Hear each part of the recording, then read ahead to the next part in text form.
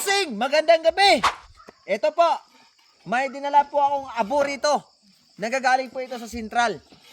Sa panahon po ngayon mga bossing, shoutout po pala sa lahat ng mga nagtatanim ng tubo.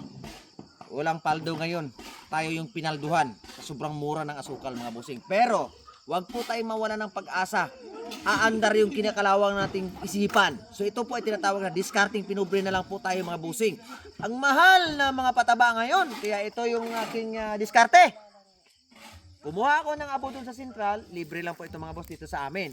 So, malaking tulong po ito. Bibili lang ako ng kapiranggot na pataba, lalagay ko dun sa aking mga tanim na tubo. On the spot, tatapingan ko po ng abo.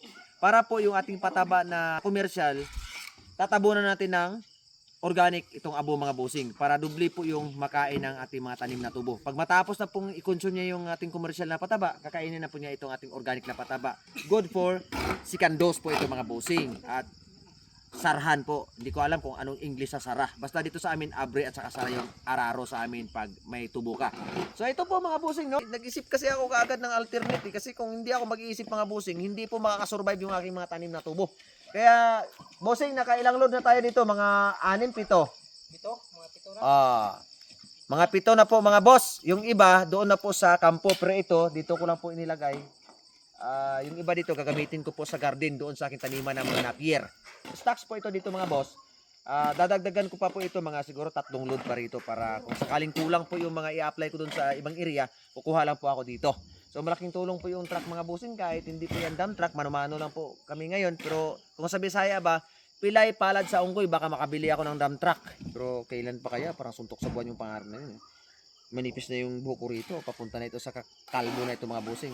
So ayan, yung mga dalawang supling dyan, nagtulong lang po yan mga bossing. Yung 3 po talaga yung nagtatrabaho dyan. Baka mamaya sasabihin naman tayo malilibor tayo dyan na hindi po yan mga boss. Nagtutulong-tulong na yan sila dyan. At ako ngayong araw mga bossing, naghagbas ako, nagdadamo, at then nag-araro ako. Kaso lang hindi ako natapos mag-araro. So init para ako matumba. Tingnan nyo po yung paa ko. Ayan po mga bossing. So reality po yan. Yan po ay buhay magsasaka talaga. Ipapakita ko po sa iyo yung itsura ng abo na may mix na bad press. Ito po.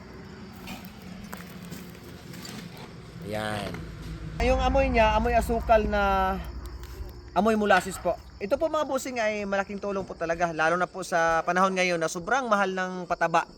Kaya ito na lang yung ginawa kong alternate talagang pang second dose po ito mga bossing. So shoutout po sa lahat ng mga planters dyan mga bossing. Okay pa ba kayo or bagsak na yung ating mga balikat at butas na yung ating mga bulsa dyan? So patuloy lang tayo mga bossing. No retreat, no surrender. Ang umayaw ay hindi yan magbawagi. So introduce ko po itong aking beautiful hen na hindi pa po ito nag-umpisa mag-itlog. Pero ito po mga bossing ay source of income ko rin po. Giant lines po ito. Dumpo-dumbo. Ayan, bata pa. So happy farming mga bossing.